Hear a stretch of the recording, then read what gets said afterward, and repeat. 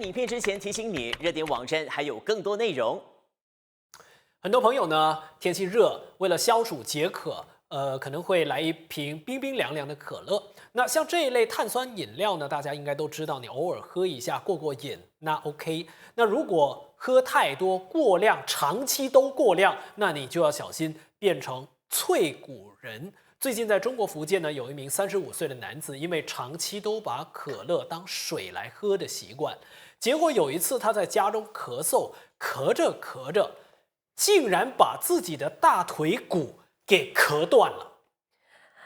当你打开可乐的时候，咔的一声有多快乐，那么现在你的骨头咔嚓断掉就有多痛苦。那根据中国媒体的报道，这名男子当时在家就突然的剧烈咳嗽，那咳完嗽之后就感觉好像不大对劲啊，大腿处就开始剧痛难忍，于是呢就赶紧到医院去求医啦。那经过 X 光检查之后，可以确定男子是股骨上段横断骨折，还有点复杂基本上就是大腿骨那个地方。那医生在针对男子进行骨质密度检查之后，发现那不得了了，他的骨质竟然是已经疏松得像80岁老人一样的差。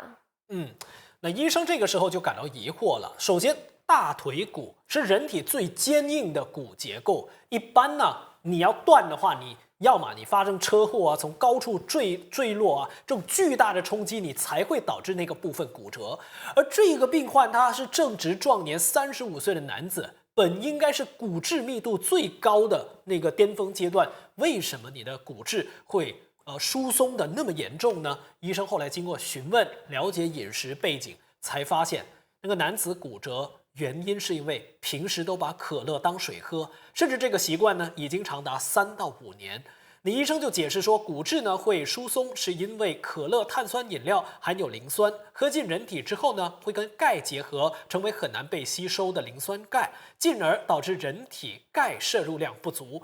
骨量就严重流失，就容易发生骨折。